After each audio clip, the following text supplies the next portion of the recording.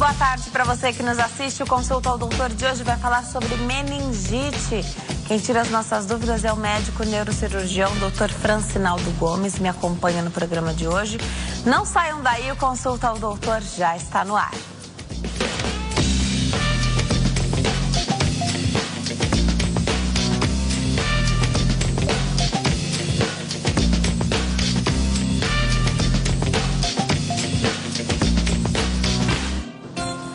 Olá para você que nos assiste de qualquer parte do mundo. Consulta ao Doutor já está no ar hoje para falar sobre esse tema que foi muitíssimo pedido nas nossas redes sociais, que é meningite. Aproveite então essa oportunidade, faça a sua pergunta que ela vai ser respondida durante o tempo do programa aqui. Então o tema de hoje é meningite. Ligue para cá, 0 operadora 11 3337 5886. Você pode falar conosco ao vivo ou deixar sua pergunta com a produção, que ela chega aqui para nós da mesma forma. Também participar das nossas redes sociais, facebook.com/consulta ao doutor. Todos os dias a gente se compromete a colocar o tema do programa por lá. O de hoje já está lá. Então comente fazendo a sua pergunta, escreva na nossa linha do tempo ou então mande sua mensagem particular. Aproveite para curtir e compartilhar na minha página do Facebook também, que tem atualizações diariamente. Você está sempre informado sobre o que acontece no programa e através da minha página, que é uma página de curtir, que a gente consegue conversar depois de cada programa. E aí você sugere temas para as nossas próximas entrevistas, conta um pouquinho da sua história, para fazer as suas perguntas, me dizer o motivo pelo qual você quer aquele tema por aqui. Eu guardo essa informação e sua dúvida vai ser esclarecida na oportunidade que eu tiver um especialista aqui para falar conosco. facebook.com/Denise Luque. Dessa forma, eu tenho recebido várias mensagens, pessoas pedindo para eu enviar solicitação de amizade nos perfis dos telespectadores. Essa é uma página de curtir. Então, como é que você faz para se manter conectado aqui conosco e comigo depois de cada programa? Curta a página no Facebook. É só dar o seu joinha lá, o seu curtir, que a gente já fica conectado. O curtir significa e sinaliza para o Facebook que você tem interesse no conteúdo. E aí você fica despreocupado que a cada atualização nova você vai receber no seu feed de notícias. Se quiser ainda ativar as notificações do perfil, melhor ainda, porque aí você recebe em primeira mão as mensagens aí para você e o conteúdo das postagens. Aproveite, é pelo meu nome que você me encontra nas outras redes sociais também. No Instagram, @Denise Luque. Muitas pessoas seguindo e curtindo as fotos por lá, mandando perguntas e comentários também. E através do Snapchat, Denise Luque, tudo minúsculo, sem espaço. É assim que você me encontra por lá também. É só adicionar e você pode aproveitar o mecanismo de mensagem também para fazer suas perguntas aqui para nós todos os dias. Hoje eu tenho o prazer de receber o Dr. Francinaldo Gomes, que é médico neurocirurgião e hoje vai explicar mais pra gente sobre meningite. Doutor, obrigada por ter vindo, eu sei que sua agenda é muito concorrida. Obrigada por estar aqui hoje, viu? Eu que te agradeço, Denise, pelo convite, é sempre um prazer participar aqui com vocês. E boa tarde, telespectadores. E vamos em frente aí, vamos tirar todas as dúvidas aí com relação à meningite. Perfeito. Nosso diferencial, eu sempre falo aqui, é o tempo que a gente disponibiliza para essa entrevista, né? Então, a gente consegue falar sobre um único assunto durante esse fim de tarde todo, né? Então, isso é que é muito legal, que a gente consegue abordar várias vertentes ali sobre o mesmo assunto, né? Vamos começar então, doutor. Explica pra gente o que é, afinal, meningite. Bom, meningite é um processo inflamatório, uma inflamação das meninges, né? As meninges são as membranas que recobrem o nosso cérebro, o sistema nervoso. Elas têm a função de proteger o sistema nervoso de agressores externos, como vírus, bactérias, alguns fungos. E quando esses agentes conseguem ultrapassar essa barreira, eles provocam uma reação inflamatória nessa região, que vai culminar com os sinais e sintomas de uma meningite. Que são? Basicamente 3 são os mais importantes. Primeiro é febre. Por se tratar de uma infecção, o paciente começa a ter febre. Depois começa a ter muita dor de cabeça, usualmente na cabeça inteira, e é uma dor de cabeça que não melhora com remédio. Tá. E o terceiro, que é o sinal que mais chama a atenção, é a rigidez de nuca. Porque essa inflamação na meninge, ela enrijece a musculatura da nuca, de forma que a pessoa não consegue fazer esse movimento de encostar o queixo no peito.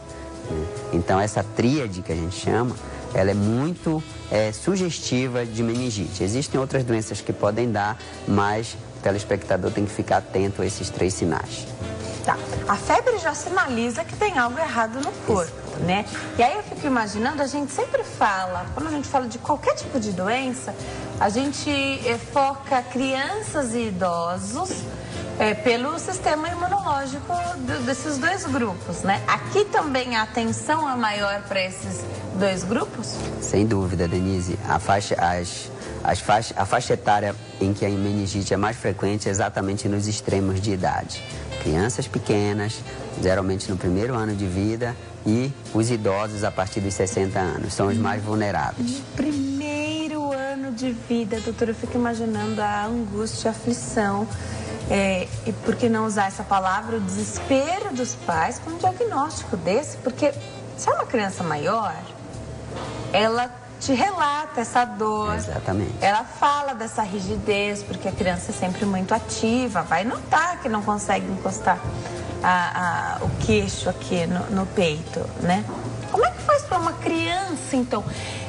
Precisa sempre suspeitar, tem que estar na hipótese do diagnóstico, ele tem que correr para o hospital. Tô pensando no leigo em casa, nossa, eu e você, em casa, com uma criança com febre. Ela não relata que tenha dor de cabeça, mas a febre também não cessa, né? Exatamente. E eu posso te dizer que o desespero não é só dos pais, é dos médicos também, porque principalmente dos pediatras, né, que é o grupo são os colegas que atendem essa criança.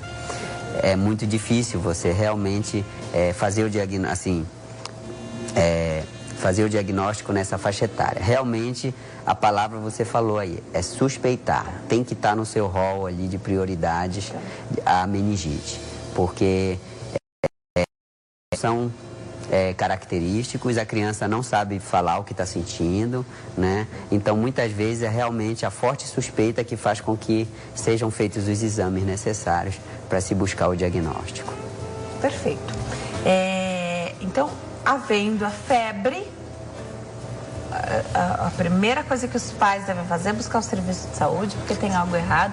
Você falou da prevalência no primeiro ano de vida, né? Nos idosos também pode haver uma dificuldade em relatar, dependendo da condição de saúde já desse idoso. Sim. Pode haver uma dificuldade. Com certeza. Em relatar, né? E o idoso, ele tem uma particularidade também. Às vezes, o único sintoma que ele apresenta é uma confusão. Ele fica desorientado, ele não fala coisa com coisa, então ele não dá aqueles sinais clássicos, entendeu? Às vezes é simplesmente uma pessoa que estava de um jeito, depois começou a ficar confusa, não sabe onde está, não sabe que dia que esquece o nome das pessoas, e às vezes, isso, claro, juntando com um quadro febril, já chama atenção para um quadro de meningite, por exemplo. A gente vai falar de como é feito esse diagnóstico e de quais são as consequências e até explicar se tem algum motivo para elas, mas já que a gente falou das crianças até 1 ano de idade, nessa dificuldade às vezes de você... Tem gente que não tem acesso, né? Todos nós deveríamos ter acesso, fácil acesso à saúde, mas às vezes é muito difícil. Eu quero saber se o tempo... Se é uma luta contra o tempo aí. Então, quando se trata de meningite, que até então você não sabe, deixou pra lá. Então, viu que estava com febre, estava medicando, mas os dias foram passando. E o que pode acontecer? Estou focando na criança aqui, porque ela não vai relatar nada, né? Então, ela não... Exatamente. Você não vai ver confusão nenhuma, né? Nada. Às vezes é só a febre. E a criança que chora muito, né, que está com febre, está muito chorosa, está muito irritada, e já chama atenção. O tempo, Denise, é fundamental, tá? A meningite é um quadro grave, ela é uma emergência neurológica, né? Porque o índice de mortalidade é alto e quando muitas vezes a pessoa não morre, ela tem risco de ficar com muita sequela. Então ela é considerada uma emergência pro médico, né? Ele atende como sendo um atendimento de emergência. Então o tempo, ele é fundamental aí. Quanto mais cedo for feito o diagnóstico, instituído o tratamento, melhor é o prognóstico da criança ou do paciente que está com sintomas. Então os pais não devem perder tempo, né? Pode não ter sequela alguma, é isso? Exatamente. A ideia é essa, né? Exatamente. Não ter sequela alguma. Se o tratamento for feito logo, se o diagnóstico for feito rapidamente, instituído o tratamento, aí as chances são muito boas de uma recuperação satisfatória. Doutor, a gente tem mais de um tipo de meningite, então? Existem vários tipos de meningite, tá? As principais, né, são as meningites bacterianas, aquelas causadas por bactérias, né? As meningites virais, causadas por vírus, claro, e as meningites causadas por fungos, que são mais raras, né? Então são essas três os principais tipos de meningite que a gente comumente vê. Dessas três que são as mais comuns, qual que é a mais grave? A meningite bacteriana, com certeza, ela é mais frequente e mais grave. A meningite viral costuma ter um prognóstico bom e raramente deixa sequela. Tá. E as meningites fúngicas, elas também são graves, mas são muito raras. Geralmente, quando elas vêm numa pessoa que já é imunodeprimida, que já tem algum problema no sistema imunológico, que facilita com que ela tenha uma infecção por fungo. Era exatamente isso que eu perguntei. De repente, a criança, e aí nós focamos nas crianças e nos idosos, mas meningite pode acontecer em qualquer faixa etária, né? A pessoa já está debilitada por algum processo, ou uma doença crônica. Abre as portas para uma doença como essa? Exatamente, né? Pessoas que têm doenças crônicas, como por exemplo, o próprio diabetes, né? Uma doença crônica que diminui a capacidade imunológica, que é uma doença muito comum. Doenças em que a pessoa tem que tomar imunossupressor, como por exemplo, alguns tipos de reumatismo, alguns tipos de câncer, né? Que a pessoa faz quimioterapia. Então, nesse período, então... Fica mais suscetível. Infecções de uma forma geral. Sim. E, claro, a meningite também. Então, esse grupo que a gente fala, né, que é um grupo de pessoas imunodeprimidas, tem que ficar mais de olho ainda a qualquer sinal, porque pode ser acometido. E um detalhe importante, viu, Denise? Os imunodeprimidos não costumam ter febre. Porque a febre é exatamente a resposta do sistema imunológico contra a infecção. Então, se eles não têm o sistema imunológico pleno, funcionando, eles usualmente não manifestam a febre. Então, a suspeita tem que ser maior ainda se houver confusão, se houver dor de cabeça, se houver vômito. Já chama a atenção não esperar ter a febre. Você falou do vômito e me parece que tem uma característica do vômito também, não tem? Costuma ter, chama-se vômito em jato, que é aquele vômito que não é precedido de náusea e não está relacionado à ingesta de alimento, né? Então, a pessoa não tem enjoo nenhum, ela simplesmente vomita. E é bastante vômito, uma coisa assim exuberante. Por isso que chama vômito em jato. Perfeito. Agora, não dá para ficar esperando, de repente, um sinal, depois o outro, né? Precisa de um isolamento, porque de repente alguém na sua família teve meningite ou dias depois que você visitou esse parente, ele foi diagnosticado com meningite. Isso gera uma preocupação? Depende muito da causa da meningite. A princípio, quando você não tem a causa ainda, todo paciente tem que ficar isolado, porque você parte do princípio de que ele tem uma bacteriana, que é a forma grave. Então, ele fica isolado. Uma vez feito, se for viral, ele não precisa mais ser isolado, então ele sai do isolamento. Se for bacteriana, ele tem que ficar isolado até 24, 48 horas depois de introduzido o antibiótico. Porque a partir desse momento ele já não transmite mais, já não tem mais o risco. Então, depois de quanto tempo? Até 48 horas de instituído o antibiótico. Então, diagnosticou, é bacteriana, começou a tomar antibiótico. 2 dias depois já sai do isolamento. Excelente. Então, precisa saber que tipo, quando você fala causa, é o tipo da meningite. É o agente que está causando a meningite, sem dúvida. Isso é fundamental. Se é causada por fungos? Se é causada por fungo, uma vez também instituído o antifúngico, na verdade, que já não é um antibiótico, também a pessoa já sai do isolamento no período de 24, 48 horas. Perfeito. A gente toma alguns cuidados, por exemplo, ao visitar um paciente que está em tratamento, ou uma pessoa, né, que está em tratamento quimioterápico. Mas muitas vezes a gente não presta atenção nesse cuidado. Você falou do diabético, né? A gente está falando de um diabético não controlado, ou mesmo diabético bem controladinho, pode ter um sistema imunológico mais fragilizado. Geralmente é o diabético não controlado. Perfeito. Como é que faz o diagnóstico, então, doutor? Você falou que precisa saber qual é o agente causador, que é uma emergência, né? Então, chegou no hospital, então, que exame que vai fazer? Inicialmente, são feitos vários exames, né? Exames gerais, exame de sangue, exame de urina, né? Mas o exame que bate o martelo, que é meningite, e qual o agente causador, é a retirada do líquido cefalorraquidiano, que é exatamente aquele líquido da espinha que os telespectadores com certeza já ouviram falar. Então esse líquido é feito uma punção na espinha e é retirado esse líquido. Por quê? Porque a reação inflamatória, a infecção ocorre nesse líquido. Então você tira esse líquido e manda para o laboratório. E lá no laboratório vai ser feita a análise dele para diagnosticar a infecção e também buscar qual agente que está presente naquele líquido causando a infecção. Tá. Então, esse é o exame, é o padrão ouro para meningite. Sempre que suspeitar de meningite, ele tem que ser feito. Muitas vezes pode não ser, mas só a única maneira de saber é tirando o líquido cefalorraquidiano. E é legal que a gente está falando que precisa ser uma suspeita. Quantas pessoas você conhece? Eu conheço várias, que os médicos suspeitaram, a pessoa foi submetida a esse exame, e quando é uma criança, a mãe fica desesperada. Exatamente. Você vai me contar como é feito esse exame, se tem anestesia, mas os relatos não são muito favoráveis, mas a gente sabe que tem que fazer. E aí, de todas as pessoas próximas que eu conheço, nenhuma teve meningite, mas estava na suspeita, né? Exatamente. E hoje, né, conversando com o doutor, a gente sabe então da importância de realmente suspeitar e fazer o exame. Sem dúvida, tem que fazer. Tem que fazer. É que ele é desconfortável, dói, incomoda, principalmente em crianças, porque elas não entendem, né?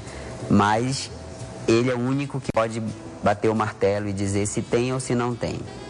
Certo? Então tem que ser feito.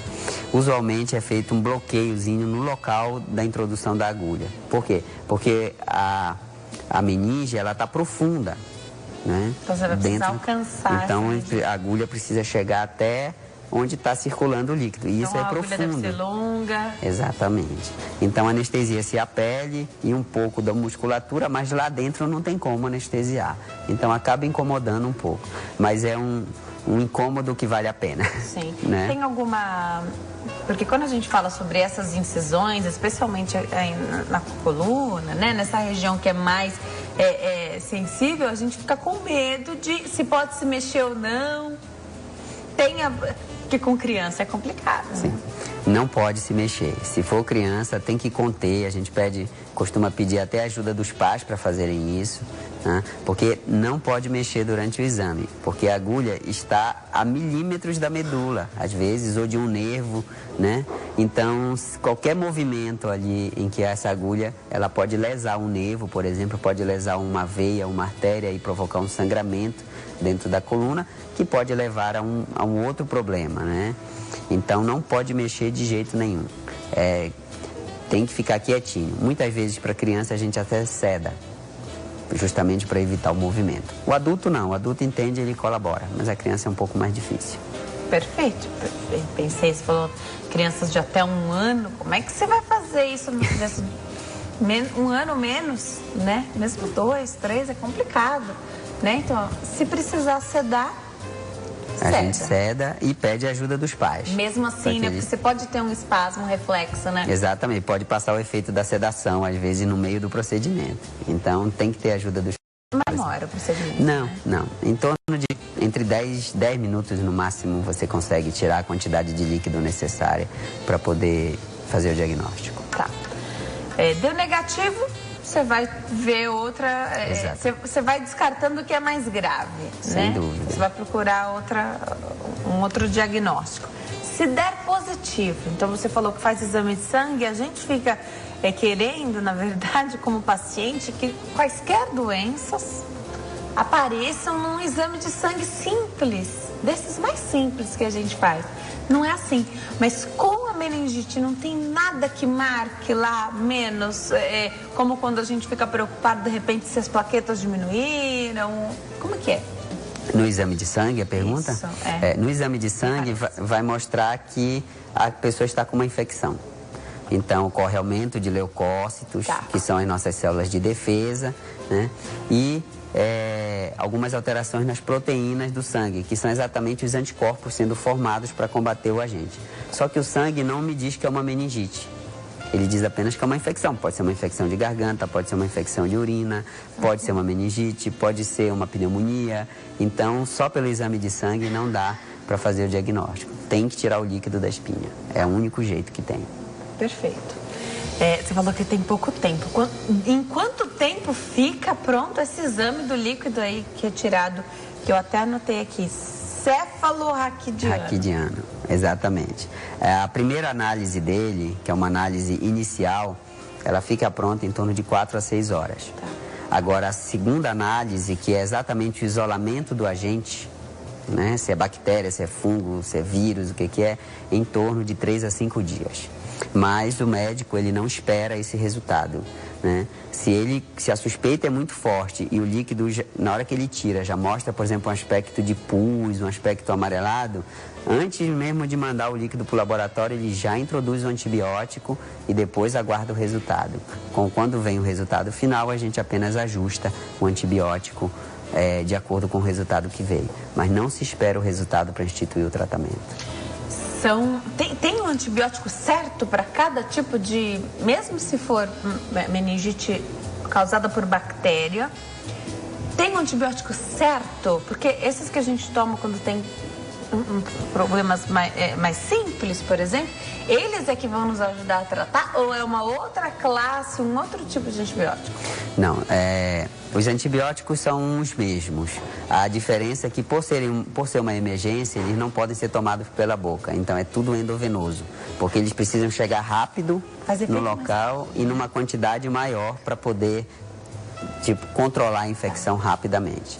Então são antibióticos endovenosos feitos no hospital, por equipe treinada, né? E sob orientação médica. Eu tenho lido sobre algumas pessoas que têm alergia a antibiótico, num caso como esse. Nós temos várias classes de antibiótico para o mesmo agente. Então, claro que a gente começa com os que são mais comuns.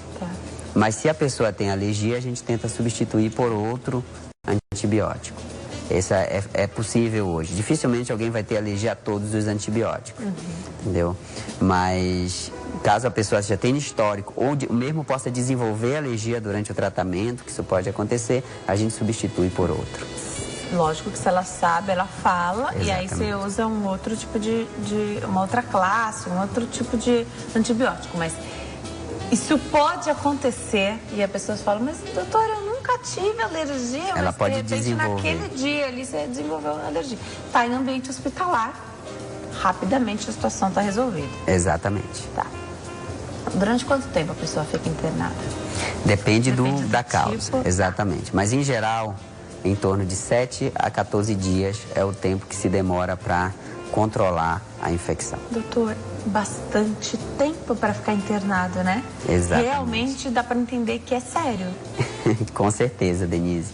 É muito sério e o tratamento é feito no hospital. Né? Às vezes, o tratamento completo é feito no hospital. Não aquele que você começa no hospital, depois vai para casa e termina lá. O tratamento começa e termina no hospital.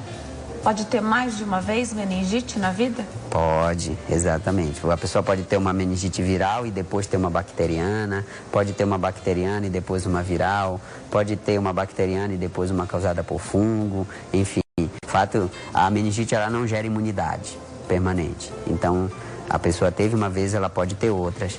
E o nosso corpo não dá conta dessa doença? Usualmente não. Quando ela vem e é só o tratamento correto que consegue controlar.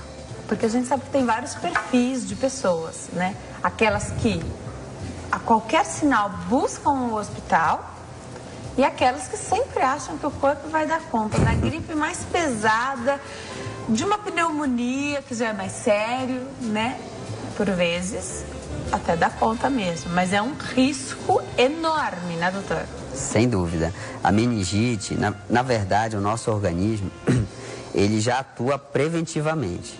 Porque essas bactérias que causam meningite, elas estão aqui, elas estão no nosso nariz, na nossa boca. Então, elas estão conosco o tempo todo. Então, o nosso sistema imunológico está o tempo todo ali nos defendendo, né? Mas sempre que ele sofre algum tipo de baixa, enfraquecimento, de baixa, é que as bactérias aproveitam e chegam lá nas meninges. Então, a defesa ela já existe. Por isso que a gente não vive tendo meningite o tempo todo, porque as bactérias estão aí. Por isso, e daí a importância de procurar atendimento logo, porque se desenvolver os sintomas é porque o organismo não foi capaz de conter o avanço da doença, então vai precisar de ajuda. E a gente fica se perguntando o que poderia provocar uma baixa do nosso sistema, uma queda aí no nosso sistema de defesa, no nosso sistema imunológico. Até o estresse, né, doutor? Principalmente o estresse, exatamente. O estresse, mudanças bruscas de temperatura. Outra coisa que a gente tem bastante. Noites mal dormidas, quer dizer, aquela perda de sono. São situações em que o nosso organismo ele fica debilitado do ponto de vista imunológico. Uma má alimentação, então você ficar às vezes o dia inteiro sem comer, ou 2 dias sem comer, sem dormir. Né? Levar muito trabalho para casa e ficar até tarde da noite trabalhando. Então, tudo isso baixa a resistência imunológica. Doutor, não dá para acabar com a meningite no Brasil e no mundo? Por que não tem vacina?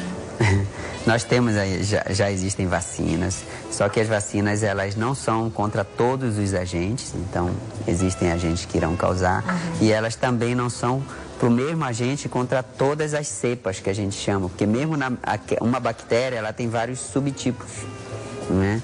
Então o hemófilo, por exemplo, que é uma causa muito comum, tem hemófilo A, B, C, D, e a vacina é contra o hemófilo A, o hemófilo B, desculpa, que é o agente mais comum e que provoca sequelas mais graves, inclusive a surdez. Então, não tem como fazer uma vacina que vá proteger de toda a gama de agentes que podem causar. Agora, por isso, a melhor maneira é de se prevenir mesmo. Sim.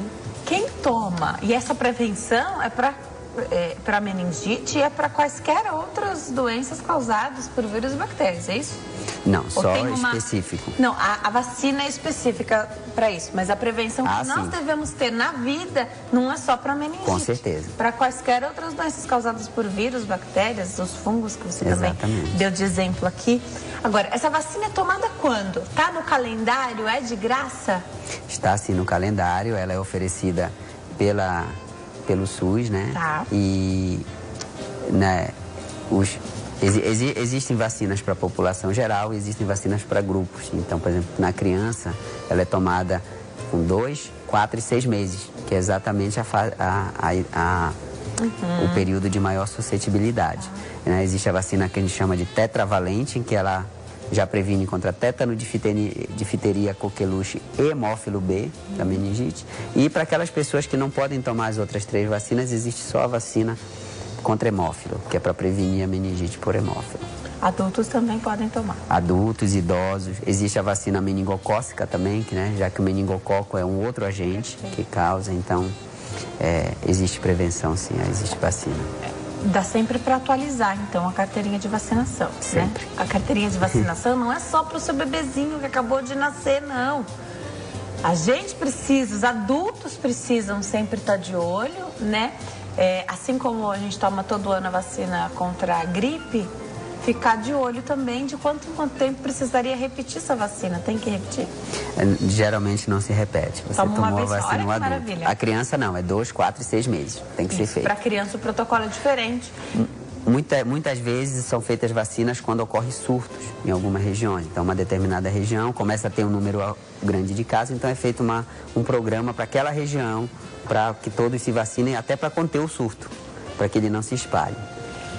Doutor, eu vou me preparar para dar um recadinho. Enquanto eu chego até lá, eu sou muito a favor de vacinar, da vacinação como um todo. Sim. Mas a gente sabe que tem uma corrente, um grupo, algumas pessoas que acabam se apegando ou falando demais sobre as reações ou possíveis reações de uma vacina e adotando como critério ali naquela casa, na vida daquelas pessoas, daquela família, a não vacinação. Muitos anos, muitas décadas lutamos para, os médicos, a ciência, né, lutou Avançou. para ter vacinas, para proteger. Quantas pessoas precisaram morrer para a gente ter hoje o tanto de vacinas que a gente tem, né? Queria que você falasse um pouquinho dessa importância, né, de vacinação, porque de repente está em casa a pessoa, doutor, mas olha, me falaram que tem muita reação aí, algumas vacinas, crianças não sendo, bebês não sendo vacinados, e a gente sabe da importância, né? Tem um motivo para vacinar as crianças nos meses e cada mês tem sua vacina específica. Queria que você falasse rapidinho enquanto o caminho está lá, doutor. Tranquilo, sem dúvida. A vacinação, ela mudou, né, a forma como muitas doenças são conduzidas hoje no nosso país. A vacina é muito importante, elas são seguras, né? E elas devem ser feitas por todas as pessoas, por todas as faixas etárias, porque é por conta dessa vacina exatamente que hoje a gente consegue prevenir um grande número de doenças. Não precisa ter medo, não precisa ter receio. A vacinação, ela é segura e ela é vantajosa para as pessoas.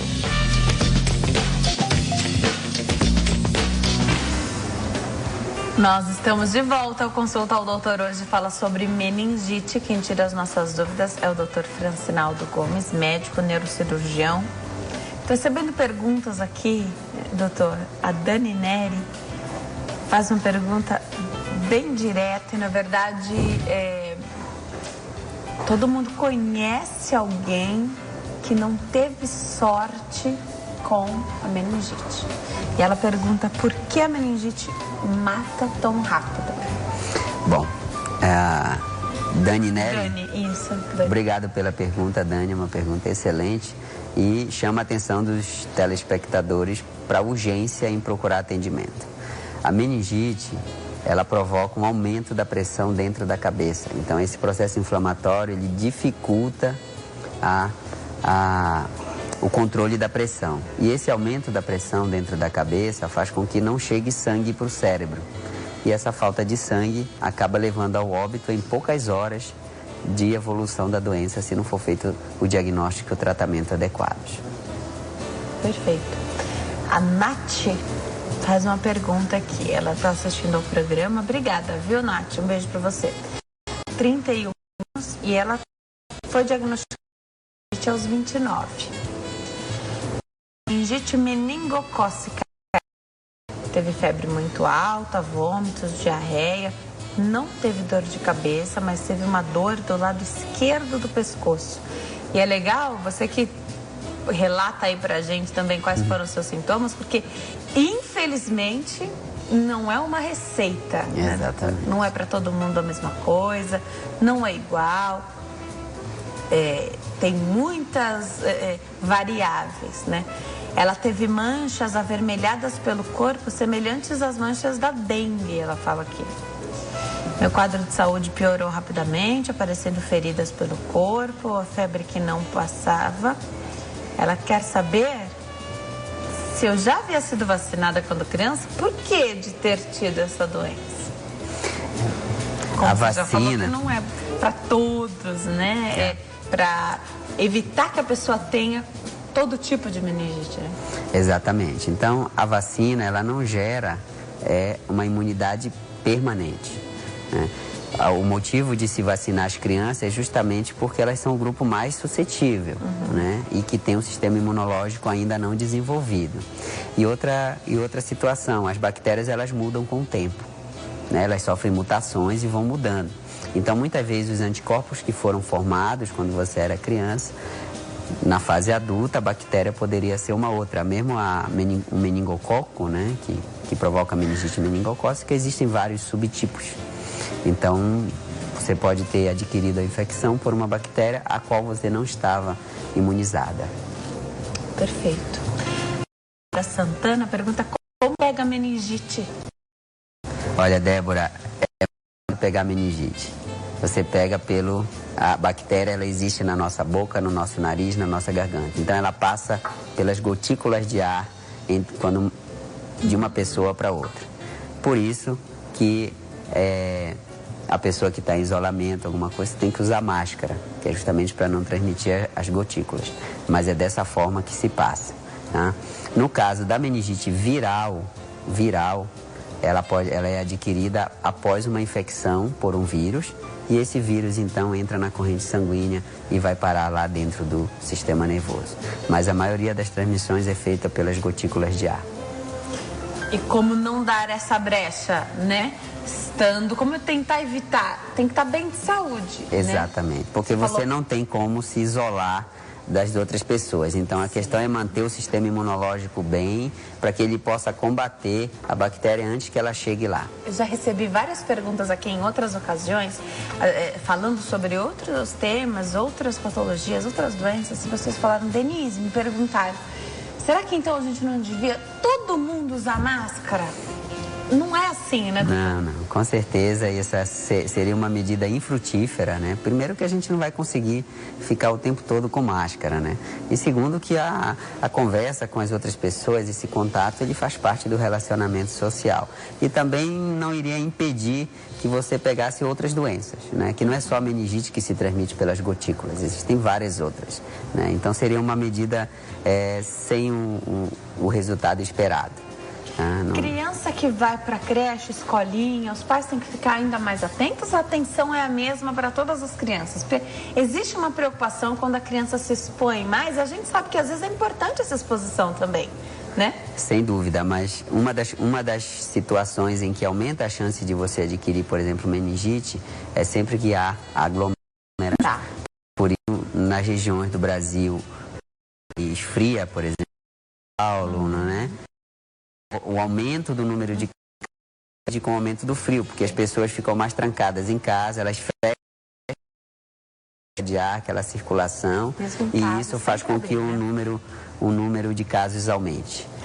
A aglomeração, ela facilita a transmissão, na verdade, porque as pessoas ficam mais próximas uma das outras e aí as gotículas chegam mais fácil. É importante abrir a casa, tá no ônibus, tá frio, abra as janelas, né? Isso.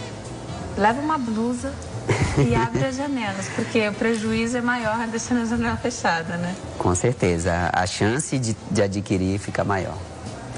O Roselito, a gente já até falou aqui, mas o Roselito Santos pergunta por que não se consegue erradicar meningite no Brasil. Tá explicado, o doutor já falou, né? Assim como as pessoas têm gripe, têm vacina. E são muitos agentes, são agentes diferentes, né? E esses agentes, eles existem no nosso corpo, eles fazem parte de nós. Aliás, se não fossem por eles, a gente nem sobreviveria, porque essas bactérias, elas não são maldosas por natureza, né? Na verdade, elas nos ajudam a nos proteger de outras bactérias, inclusive mais graves. A questão toda está no nosso sistema imunológico. Enquanto o nosso sistema imunológico estiver funcionando bem, a gente não adquire a doença. Mas se ele funcionar mal, então a nossa chance aumenta. Queria entrar para a gente falar um pouquinho das sequelas, mas primeiro colocar uma situação que eu fiz a pergunta antes da gente ir para o intervalo, e a Bruna Felipim também faz uma pergunta parecida. Você teve meningite, tratou, foi a tempo, foi rápido, você não sentiu nenhum pode ter uma sequela mesmo assim? Pode. A chance é muito baixa se o tratamento for feito rápido e correto, né? A chance é muito baixa, mas pode. Das sequelas, as principais são dor de cabeça que persiste depois da meningite, né? Crises convulsivas, pode aparecer, né? Alguma dificuldade, por exemplo, para falar ou para ouvir, ou até surdez, né? Dependendo da causa.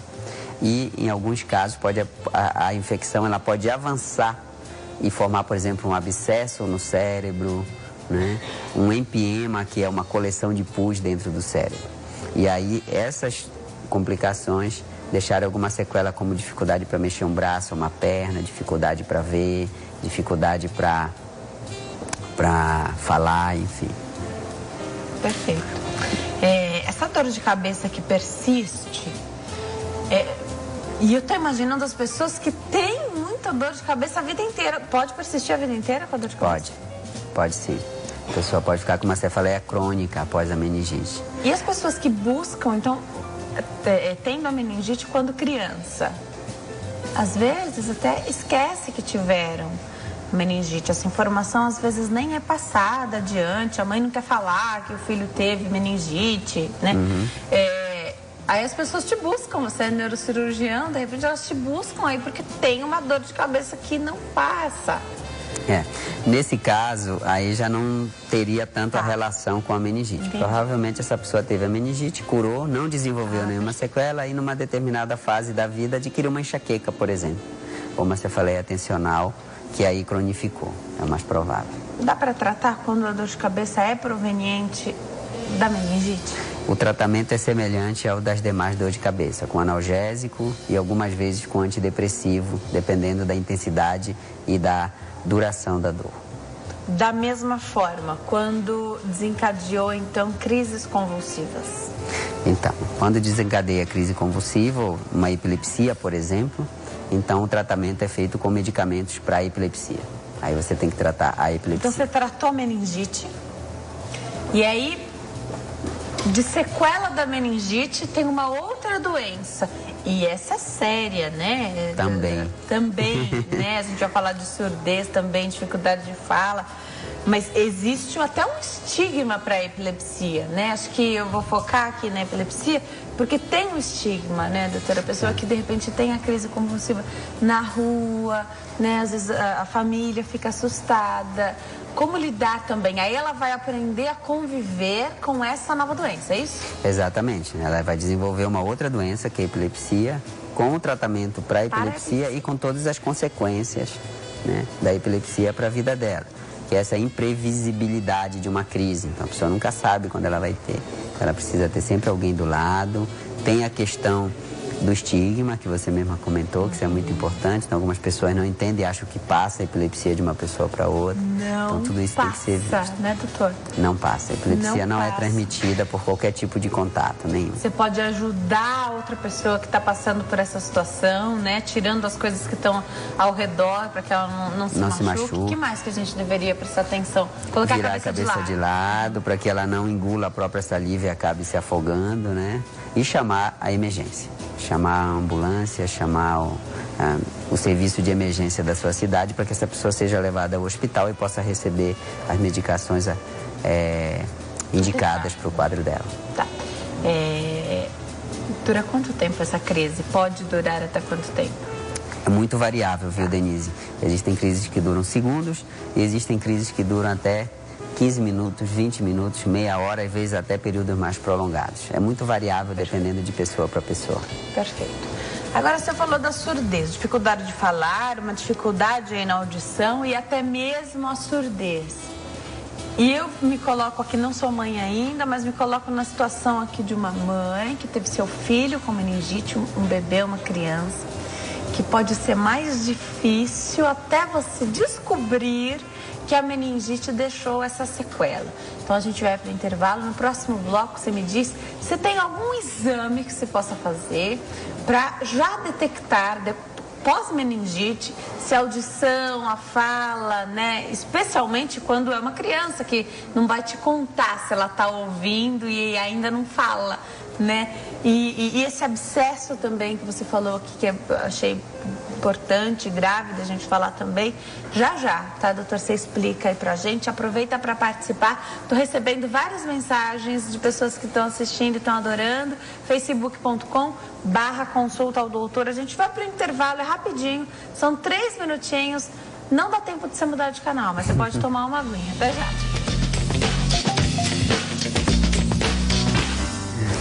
Nós estamos de volta hoje falando sobre meningite, nessa entrevista muito agradável, cheia de informação, que é importantíssimo a gente falar sobre esse tema. Há muito tempo a gente queria falar sobre meningite. Quem tira as nossas dúvidas é o Dr. Francinaldo Gomes, ele é médico neurocirurgião.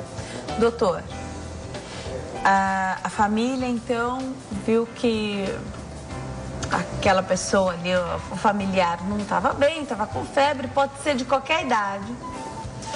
Foi até o hospital E aí a grande questão, fez o tratamento, você falou que mesmo fazendo o tratamento, a sequela pode acontecer, né? Dá para fazer um exame para saber quando é um adulto? Você pode já perguntar e ele vai te falar, de repente ele tá escutando, mas fala que tem uma diferença, tá ouvindo menos de um lado do que do outro, né? Mas se é uma criança, às vezes até o idoso, que às vezes não consegue mais se comunicar, o que dá para fazer? Para saber se teve a surdez, se tá com uma dificuldade aí na fala, se quando é uma criança, se terá uma dificuldade? Sim, existem 2 exames, né, que são feitos. Um primeiro é a audiometria, né, que é um teste que é feito para testar se o paciente está ouvindo ou não. E se esse teste deixar alguma dúvida ou se não se conseguir localizar o ponto onde está ocorrendo a surdez, pode-se fazer o potencial evocado auditivo, que também ajuda no diagnóstico para saber se o problema é lá no cérebro, se o problema é no ouvido, entendeu? Então, esses 2 exames são indicados. E observar o comportamento da criança, porque a criança, quando ela não está ouvindo, ela é aquela criança que não presta atenção. Então, os pais falam, ela simplesmente ignora, mas ela está ignorando porque ela não está ouvindo, ela não conseguiu ouvir a ordem, então ela não executa. Então, isso tem que ficar de olho se houve o relato de que a criança teve meningite, e depois ficar de olho nesse comportamento para ver se ela está ou não desenvolvendo a surdez. Vamos falar um pouquinho das complicações, de tudo que pode acontecer dentro do hospital. A família, às vezes, sempre, né? Chega no hospital e sabendo que é uma urgência, uma emergência, já vai fazer com que a pessoa chegue para ser atendida rapidamente, né? Nem todo mundo, isso é uma pena, tem acesso rápido e fácil. E aí tô pensando em meio de locomoção mesmo. Às vezes o hospital mais próximo é muito longe, né? Aí você chega no hospital, às vezes não tem médico para te atender, então você tem que viajar, isso pode demorar, mas enfim, tô pensando até numa situação em que a pessoa chegou rápido no hospital e recebendo a informação de hoje, de que é uma urgência, de que é uma emergência, que precisa chegar rápido e receber esse auxílio e o tratamento começar rapidamente, ok, tem o diagnóstico, mas tá tudo sendo feito da melhor maneira. O grande problema tem um paciente que vai bem, faz o tratamento, recebe alta e vai maravilhoso para casa, sem sequela. E tem um paciente que alguma coisa aconteceu, e aí eu quero saber o que é que pode acontecer, que estava indo bem, de repente, há uma piora nesse quadro. A paciente não evolui bem e acaba, às vezes, indo a óbito. Exatamente. E não é incomum isso, viu, Denise? O paciente está sem iniciado o tratamento, depois de alguns dias ele tem uma melhora e alguns dias depois ele começa a piorar, muitas vezes indo a óbito ou ficando até mesmo gravemente sequelado. Aí tem 3 situações básicas que podem estar ocorrendo. A primeira, ele pode estar desenvolvendo uma complicação da meningite. Então, ele começou com uma meningite, estava tratando, estava indo bem e ele desenvolveu, por exemplo, um abscesso cerebral, né? Ou um empiema, ou mesmo uma encefalite, que é quando a doença passa para dentro do cérebro, ela sai da meninge e passa para dentro do cérebro. Infecção no cérebro. Do cérebro em si. Então já chama encefalite, mas que é uma complicação. Então nesse caso ela vai ter uma piora e aí tem que ser feito o tratamento direcionado para a complicação. Uma outra situação é quando o sistema imunológico da pessoa ele não consegue reagir à infecção, mesmo ela recebendo o tratamento. Porque na verdade é o sistema imunológico que combate a doença. O antibiótico, o medicamento, dá condições do sistema imunológico matar as bactérias. Mas se ele não tem a recuperação adequada, então muitas vezes o tratamento falha. E a terceira é a descontinuidade do tratamento. Então existem algumas situações, alguns lugares do Brasil, em que o antibiótico não é feito pelo tempo que deveria, porque faltou, né? Ou porque a família não concluiu o tratamento e levou o paciente embora do hospital. Então essa descontinuidade no tratamento, ela faz com que a bactéria reviva, digamos assim, né? Cresça novamente e volte com um quadro muitas vezes pior. Perfeito.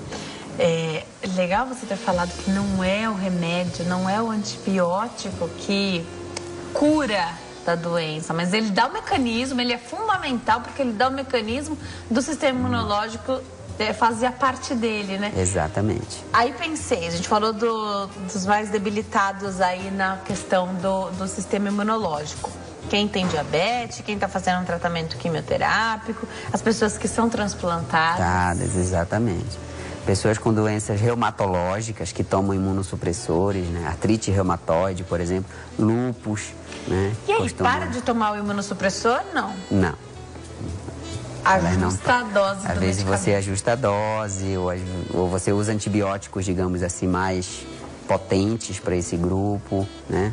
E lembrar, claro, dos pacientes HIV positivos, né? Esses estão em todas as faixas etárias e são muito mais suscetíveis ao tratamento, à infecção das meninges, né? Daí a importância de tratar quem for HIV positivo, procurar o tratamento adequado, até para se prevenir. Vai continuar fazendo o seu tratamento para o HIV? Sim, com certeza. E vai fazer o tratamento, às vezes demora mais, esse grupo que a gente falou, então, quem tem HIV, ou quem está fazendo quimioterapia, quem é transplantado, uma pessoa que tem uma doença reumatológica, às vezes precisa prolongar esse tratamento? Sim, esse grupo, né, o grupo das pessoas imunodeprimidas, vamos chamar dessa forma, eles têm duas particularidades. Primeiro, que o agente que causa meningite costuma ser diferente. Então, aí eles não é só bactéria, nem fungo, nem vírus. Aí entra os protozoários, como por exemplo a toxoplasma. Tem vários, né? A gente falou dos mais comuns, mas tem outros. Né? Toxoplasma, né? O criptococo, que é um fungo, né? Uhum. Então, nesse grupo, esses outros agentes também costumam provocar infecção. E o tratamento é totalmente diferente. E também o tempo de tratamento costuma ser mais prolongado, exatamente porque o sistema imunológico precisa de mais tempo para poder combater, já que já é um sistema imunológico mais fraco. Doutor, e o que é a meningite tuberculosa? Então, a meningite tuberculosa, Denise, ela é muito importante hoje no Brasil. Ela é causada pela mesma bactéria que causa a tuberculose, tá? Que é o bacilo de Koch, né? Ou Mycobacterium tuberculosis. Essa bactéria, usualmente, ela dá infecção no pulmão. Então, todo mundo conhece a tuberculose como uma doença pulmonar, né? Uma doença dos pulmões. Mas em algumas pessoas, por exemplo, em crianças pequenas, em idosos, em pessoas também imunodeprimidas, a bactéria pode sair do pulmão, entrar no sangue e causar uma meningite tuberculosa. E é uma meningite grave, né? Com consequências muitas vezes graves e específico. Então, lembrar, quem tem tosse, quem já tem histórico de tuberculose, lembrar que pode ter a meningite tuberculosa também. E a vacinação, que é a nossa BCG, que tem que ser feita nas crianças logo ao nascer, né? A primeira vacina que a criança recebe, que é justamente para se prevenir da meningite tuberculosa. A vacina, a BCG, ela visa prevenir a tuberculose, mas principalmente a meningite tuberculosa. Vamos falar de prevenção de novo, então, aqui no Consulta ao Doutor. Existe o calendário de vacinação, ele tem uma lógica, tem um porquê, tem um motivo. Com certeza. E tá tudo relacionado, né? Ah, mas eu tomei essa aí da meningite, mas de repente não tomou a outra, né? Tem um motivo, precisa vacinar. E quem não vacinou contra a meningite, sempre dá tempo, pode ser vacinado. Sempre, com certeza. Sempre tem que vacinar. O Brasil é um país em que a meningite é uma doença endêmica, ou seja, tem em todas as regiões, tá? Então, todo mundo que tiver oportunidade, tem que se vacinar. Grávidas, crianças pequenas, idosos. Para o paciente imunodeprimido, existem algumas vacinas que são específicas para esse grupo.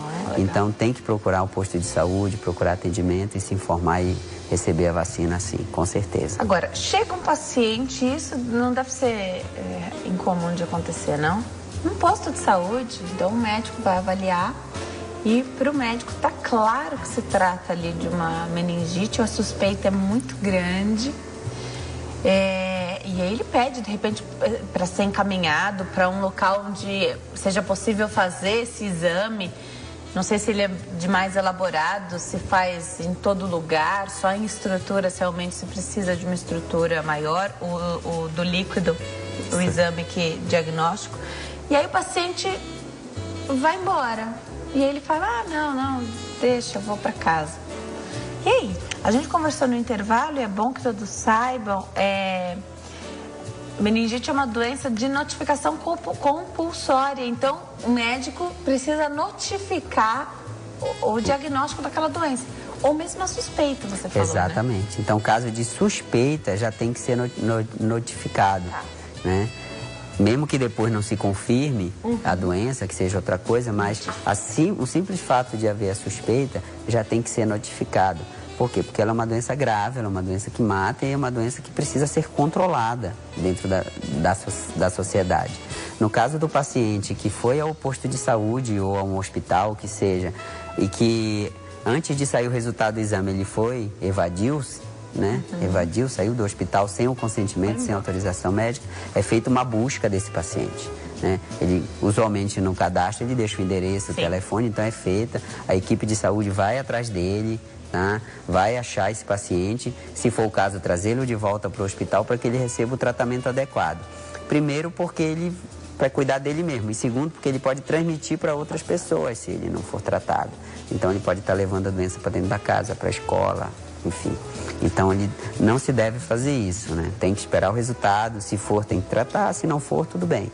Mas não pode se evadir, não pode sair do hospital sem saber se tem ou não meningite e se tem, sem receber o tratamento adequado. Essa notificação, então, dados que se coleta são muito importantes para se poder fazer essas campanhas, então, né? Vira e mexe tem campanha, você sabe que naquela região...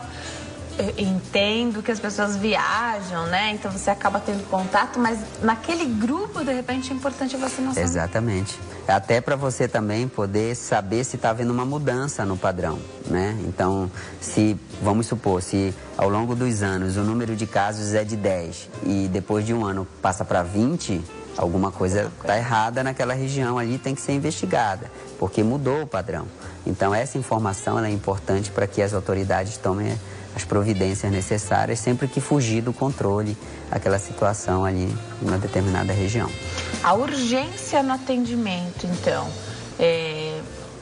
e é uma pena, mas a gente sempre espera um pouquinho. Tá com febre, você em casa, você suspeita de qualquer coisa, menos de meningite, né? Você acha que é uma gripe, que tudo vai ficar bem em pouquíssimos dias e às vezes em casa mesmo.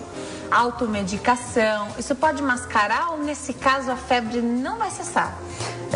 Lembrar que nem toda febre é meningite, né?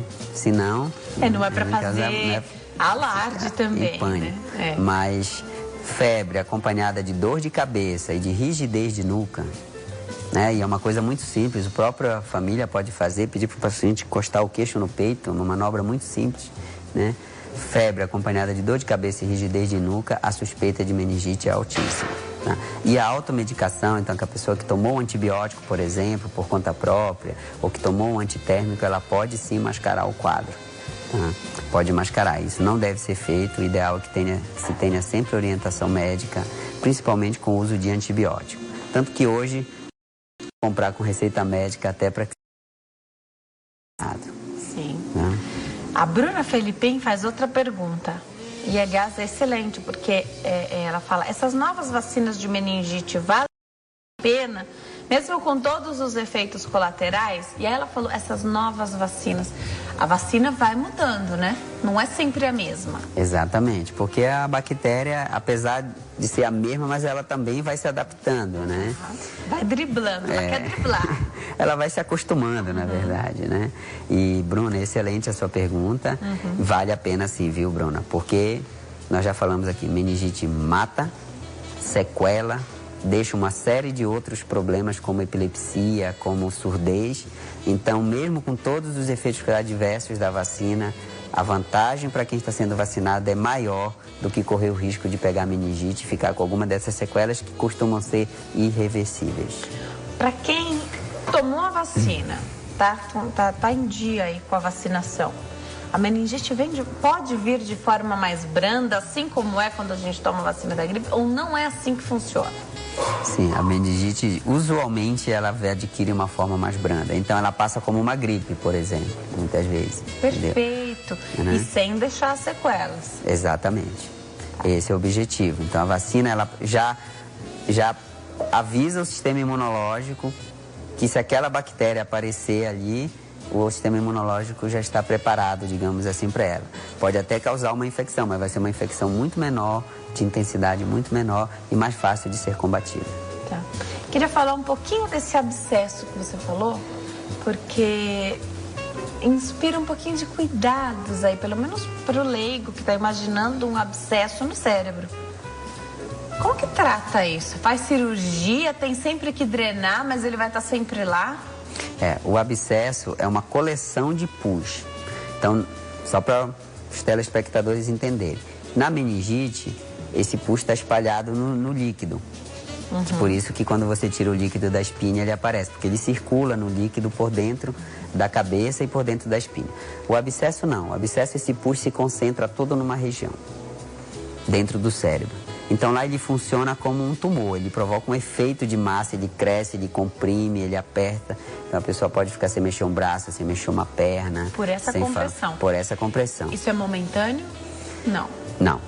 Ele fica enquanto ele não for tratado. E como é que é o tratamento? Exatamente. Cirurgia, então você entra com uma agulha aí, né? E drena esse pus e um antibiótico. Então, tem que fazer a cirurgia para drenar o abscesso e o antibiótico, só que por um tempo mais prolongado. Agora não mais 2 semanas, e sim 4 a 6 semanas de antibiótico. No hospital? No hospital. Então fica internado. Fica internado. Olha, e se precisar fazer essa cirurgia, também já faz ali, dá sequência ao tratamento. De que tamanho está esse abscesso e a quantidade de pus que tem ali dentro, cada um é diferente. Exatamente. Quanto mais precoce o abscesso, menor ele é e usualmente tem menos pus. Com abscessos mais prolongados costumam ser maiores e ter uma quantidade maior de pus, às vezes 10 mililitros, 15 mililitros, que para o cérebro é muita coisa. Essa compressão vai fazer toda a diferença, né? Se ela existir, a pessoa fica muito debilitada. Exatamente. Uma vez que você tira, você drena então e toma antibiótico, dá fim ao tratamento. Nunca mais esse abscesso pode encher? Não, ele pode voltar, inclusive, né? Muitas vezes4 como o tratamento aí é mais prolongado, muitas vezes a pessoa desiste do tratamento, vai embora do hospital, interrompe, é difícil. São 4 a 6 semanas, quer dizer, um mês e meio. Algumas vezes o agente, né, a bactéria muda dentro do abscesso e aí tem que trocar o antibiótico. Mesmo durante esses 4 a 6 semanas no hospital? Mesmo durante, até porque ela já está no hospital. E lembra que dentro do hospital existem bactérias que são próprias do hospital, né? Fica na UTI, isolamento, alguma coisa desse tipo, não? Não, só na fase mais aguda, tá. Precisa ficar na UTI, geralmente em torno de 3 a 5 dias. Depois disso, se consegue o controle do tratamento, o paciente vai para o quarto, fica na enfermaria e termina o tratamento dele no quarto. Pode acontecer, o paciente vai embora para casa porque terminou o tratamento. Aí, de repente, ele começa uma dificuldade de mexer, uma dificuldade aí, e aí tá no cérebro, né? De repente é na audição, na fala, na visão. E pode ser o abscesso de novo dando problema. Ele pode voltar, ele pode recoletar, que a gente chama, ou ele pode surgir por uma outra bactéria. Por uma outra infecção no corpo. Exatamente. Tá. Então esse é um paciente que fica com essa sequela, ele tem sempre que estar muito mais atento. Sem dúvida. A gente acompanha esse paciente por longo período de tempo. E de quanto em quanto tempo você sugere que o paciente volte? Porque prefere que você diga a ele que voltou o abscesso do que ele sentir que ele não consegue mais fazer determinada atividade, né? Usualmente em torno de 3 em 3 meses no primeiro ano, depois de 6 em 6 meses e após o segundo e terceiro ano, 1 vez por ano, para controle. E o controle é feito com uma tomografia de crânio e, se necessário, líquido da espinha de novo. Você colhe o líquido para ver se ele já assumiu toda a infecção dele, se ele já está clarinho que nem água. Porque pode voltar a meningite, é isso? Pode. Então é uma sequela que deixa a porta aberta para meningite de novo. Exatamente. Principalmente para outras doenças também, mas para meningite também. Com certeza. Principalmente se esse paciente for operado, porque a própria cirurgia já é uma porta de entrada para a bactéria também, né? Tem as suas consequências. Então é um paciente que precisa ficar atento, precisa ser vigiado de perto por um longo período de tempo. E aí a mensagem principal aí para os telespectadores é prevenção. Porque depois que acontece, a gente já não tem mais muito o que fazer. Então é prevenir mesmo, né? Cuidar bem da saúde, ter uma boa alimentação, praticar exercício, dormir o número adequado de horas. Não ficar tão estressado. Se tiver diabetes, se tiver doença, tem que controlar, tem que tratar direitinho para que não se tenha as vacinas, né? Receber as vacinas, para que não se tenha. Porque uma vez que se tem, a gente já está correndo atrás do prejuízo já. Como é que é a vida pós-meningite? Sem sequela? Normal, depois do susto acabou, não teve sequela nenhuma? Ou depois de 1, 2, 3 anos, ou mesmo alguns meses depois, pode-se descobrir uma sequela? Usualmente, se não ficou sequela logo após, a vida é normal. Eu, inclusive, tenho um irmão que teve meningite, por sorte foi uma meningite viral, mas foi uma meningite, e ele hoje é uma pessoa absolutamente normal, né? Já nem lembra mais que teve, né? Então, uma pessoa que não ficou com sequela, usualmente a vida é normal. Se ela ficou com alguma sequela, essa sequela é trabalhada depois do ponto de vista de fisioterapia, terapia ocupacional, fonoaudiologia, né? Para que ela recupere o máximo possível. A chance de alguém que já teve meningite ter outra é a mesma chance de quem nunca teve? É a mesma chance de quem nunca teve. Porque se ela teve, curou a meningite, aí vai depender muito do sistema imunológico dela. Por isso ela que a gente tem que fazer a nossa parte, né? Sem dúvida. Por isso que tem que prevenir, tem que levar uma vida saudável, né? Nos períodos mais frios, evitar aglomeração, ventilar a casa, né? Não ficar trancado, para que não aumente a chance de desenvolver. Perfeito. Eu vou aproveitar e passar o e-mail que o doutor deixa à disposição aqui. Você que está em casa, tem alguma pergunta, quer saber alguma informação? Mande o seu e-mail para francinaldogomes2012, francinaldogomes2012@hotmail.com, francinaldogomes2012@hotmail.com. Se você não conseguiu essa informação, não conseguiu pegar papel e caneta e anotar, vai lá na nossa página do Facebook, que eu vou editar o post de hoje para colocar o e-mail do doutor que ele deixa à disposição. Meningite foi um tema bastante pedido aqui no Consultório Doutor. Eu acho importantíssimo a gente falar sobre isso.